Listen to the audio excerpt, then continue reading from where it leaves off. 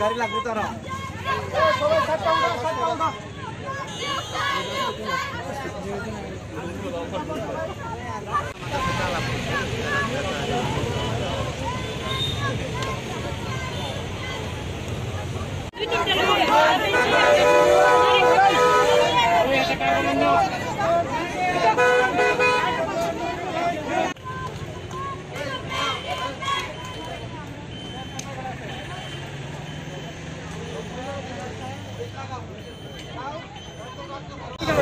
আপনাদের দাবি কি মানা হয়েছে?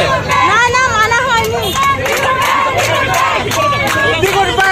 বলা হয়েছে যে এখানে আমাদের টাইম ওদের কাছে কেউ নেই, তো এই জন্য ওরা এখান থেকে আমাদের চলে যাওয়ার জন্য বলেছে। আমরা বলেছি আমরা এখানে থাকবো, এই জন্য ওরা বলেছে ঠিক আছে তাহলে আপনাদেরকে অ্যারেস্ট করতে আমরা বাধ্য।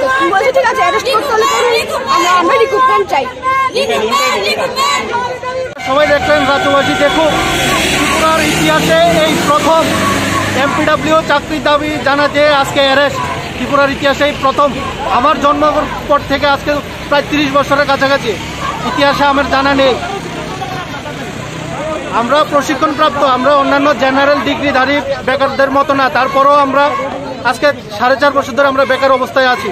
আমরা দীর্ঘদিনের জ্বালা যন্ত্রণা নিয়ে আজকে আমরা দাবি জানাতে এসে আজকে প্রশাসন আমাদেরকে অ্যারেস্ট করেছে। ঠিক আছে, অ্যারেস্ট করুক, আমরা যাব।